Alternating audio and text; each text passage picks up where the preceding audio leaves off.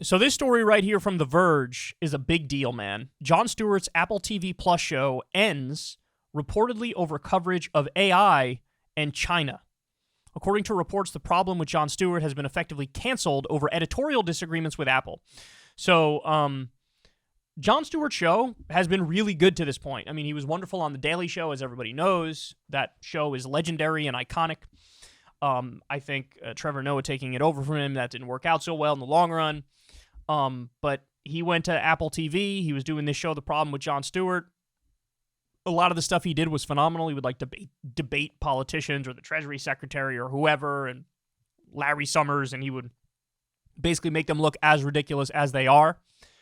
But now, apparently, working for a massive mega corporation like Apple with all these conflicts of interest and all this concern about profit, it looks like it backfired because he wanted to go into some no-go zones. So they say snagging Jon Stewart to host a new political talk show after his departure from The Daily Show was one of Apple TV Plus's biggest achievements when the problem with Jon Stewart was first announced back in 2020. By the way, he got great numbers on his show. A lot of these shows and these like newer outlets don't do well, but his show actually did great. But ahead of production kicking off on the show's third season, Stewart and Apple have reportedly parted ways over creative differences, and the problem is coming to an end. The New York Times reports that, along with concerns about some of the guests booked to be on The Problem with Jon Stewart, Stewart's intended discussion of artificial intelligence and China were a major concern for Apple. Though new episodes of the show were scheduled to begin shooting in just a few weeks, staffers learned today that the production had been halted. According to The Hollywood Reporter, ahead of its decision to end The Problem, Apple approached Stewart directly and expressed its need for the host and his team to be aligned with the company's views on topics discussed. Rather than falling in line when Apple threatened to cancel the show, Stewart reportedly decided to walk. We've reached out to Apple for comment about news of the cancellation, but did not hear back in time for publication.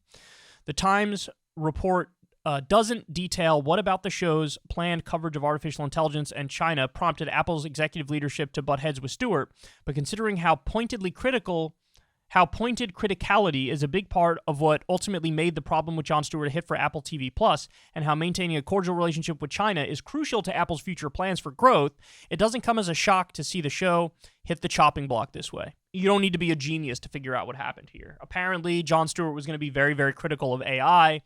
Apple probably is directly involved in artificial intelligence. And, they've probably invested a lot of money in making that a big part of their business moving forward. And so anything that's really critical of artificial intelligence and calls for strong regulation of artificial intelligence, it's going to undermine Apple's profit motive and Apple's plans for the future. So that was probably one big part of it. And the China thing is self-explanatory. Apple does a tremendous amount of business in China. What is it, like the Foxconn factories or something? And they're basically these giant factories where the workers get paid absolute trash. They had to hang up nets all around the outside of the Foxconn factory because there was like an epidemic of people committing suicide. I mean, it was just a horrible, horrible situation. And Apple has a lot of business with China.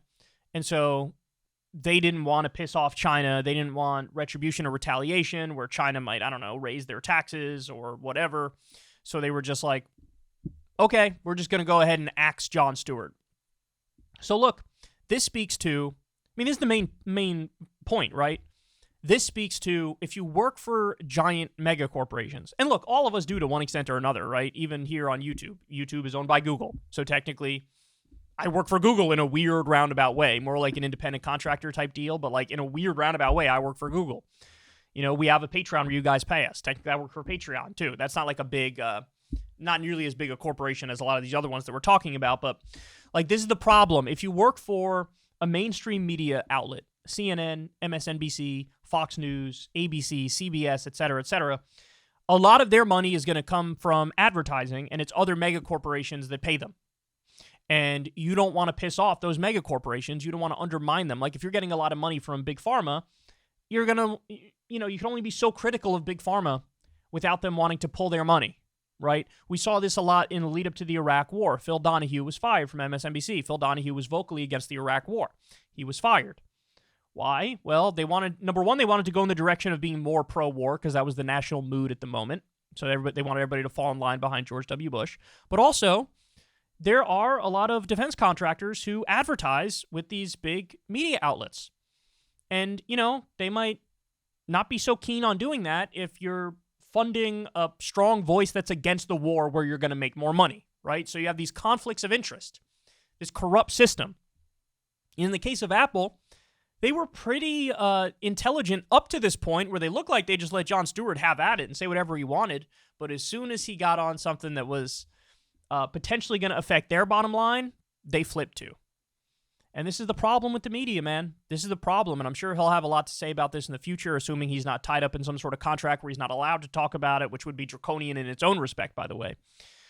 But, this is what happens when you work for a giant mega corporation. And I would love to come out here and tell you guys, well, it's okay, because new media is a panacea, independent media is a panacea, but it's not. I used to think new media was a panacea. It's not. There are plenty of people in this new media, alternative media, independent media space, whatever you want to call it, who have a whole different set of problems, right? If big money has captured the traditional media outlets, the corporate media outlets, in new media, honestly, being a terminal contrarian is a big, is a big lane for people where they feel like they can make a lot of money. Audience capture is probably the single biggest problem. You don't want to piss off your audience. Narrative humper is the other thing. Stick by your narrative no matter what. And so you have a corporate media environment that is generally pretty terrible because, you can't really get to the root problems, the root causes of a lot of the problems. They don't really do a thorough job. It's very surface level. You guys know this. Mainstream media is very, dumbed down in a sense. So that's the problem with corporate media and the corruption and the big money influence. And the problem with new media is the terminal contrarians, the narrative humpers, the people who are audience captured. And so there really is no panacea in media, but it's a real shame because Jon Stewart was one of the few voices who genuinely was intelligent, bright, sharp, punchy, quick-witted, and had a lot of people's respect. I mean, he's overwhelmingly left-leaning, but even people who don't agree with him would be like, wow, I know that guy's honest. I know that guy's telling me what he really thinks. And so I'm happy that he walked away, other than as opposed to doing the show and kind of censoring the parts that are more critical on AI in China. I'm happy that he walked away, and maybe he'll be free and do some YouTube thing. He never needed to work for another big corporation again. He could have just done all this on YouTube himself or something, but whatever he does next is definitely going to be successful because he's a very rare talent, very rare, super honest guy. So yeah, there you have it. It's a real wild story, but it's the problem with big corporations running media. You're always going to run into issues like this, and it's best to sort of insulate yourself from this as much as humanly possible. Hey y'all, do me a favor and like and subscribe. It helps out big time in the algorithm. Click the bell as well for notifications when videos drop, and watch that video on screen right now. You want to.